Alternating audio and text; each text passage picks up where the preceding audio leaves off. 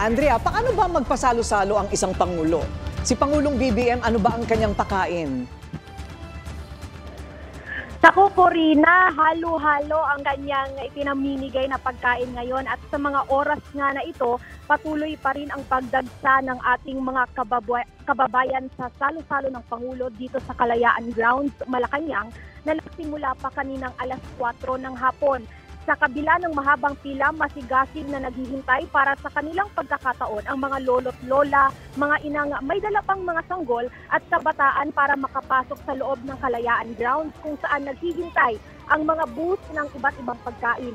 Bahagi ito ng selebrasyon o handa para sa kaarawan ni Pangulong Bongbong Marcos ngayong araw. Kontrolado ng PSG at ng pulisya ang pila, pati na rin ang daloy ng trapiko dito mismo sa tapat ng Kalayaan Gate. May batch ang sistemang pinapairal dito ngayon sa pagpapapasok ng mga tao, pero syempre pinapauna pa rin ang mga senior citizen, mga PWD at mga buntis. May mga nakahanda nilang mesa at upuan sa loob ng grounds para sa mga gustong kumain. Pero kung hindi naman ay pwede namang i-take out ang handog na pagkain ng Pangulo. Bagamat hindi inaasahang makakadalo si PBBM hanggang alas 9 ngayong gabi magtatagal itong salo-salo.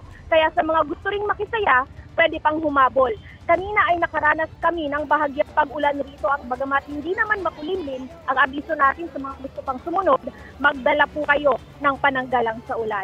Para sa agenda, Andrea Salve, DWAR, Abante Radio. Okay, Andrea, ibig mong sabihin open house yan? Pwede pa kaming pumunta ni Pinky kung sakali? Corina, Pinky, pwede kayong pumunta, pero ito nga kailangan nating tiisin yung napakahabang pila kasi ang dami talagang tao dito ngayon. Okay, so ano ulit? May pansit, merong halo-halo? Mga fast food, itong handog ng Pangulo, Corina, iba-iba.